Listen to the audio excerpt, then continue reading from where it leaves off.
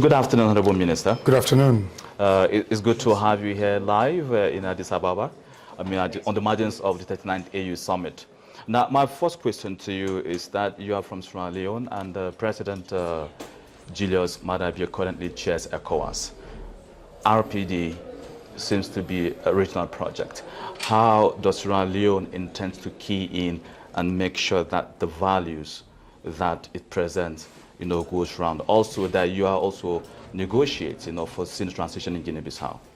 We Sierra Leoneans are Democrat by heart, and President Bio's chairmanship of ECOWAS, Authority of Heads of State and Government, is underpinned on 4 priorities: deepening democratic governance, restoring credibility to ECOWAS's institutions to be fit for the challenges that are presently facing our community.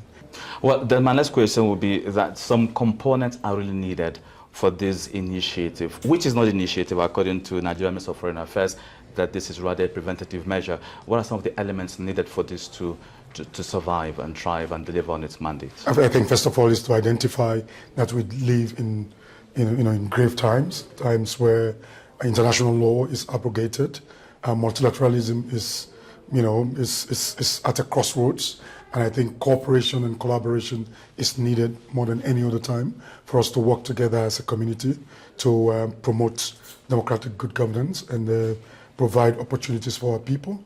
By so doing, we'll be able to achieve our democratic aspirations. Well, here at the regional level, some of the actors responsible for this change, you talk about journalists, talk about CSOs, and activists, are more and more being attacked, arrested, harassed. In some countries right now, neighboring Sierra Leone, Guinea, some journalists are missing.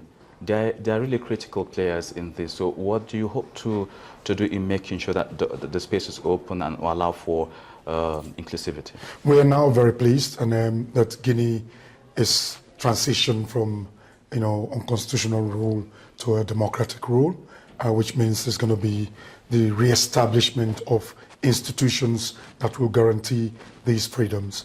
In my country, Sierra Leone, for example, His Excellency President Julius Maada Bio ensured that from the law books of Sierra Leone, seditious, libel, defamation were all obliterated from the law books of Sierra Leone to ensure maximum freedom for journalists and civil society organizations. My last question, does RPD has the potential to hold officers accountable on their promises and pledges? When we all give our best to RPD, it now becomes a blueprint, an initiative, a project that will check our excesses and also help us to build democratic aspirations of our people.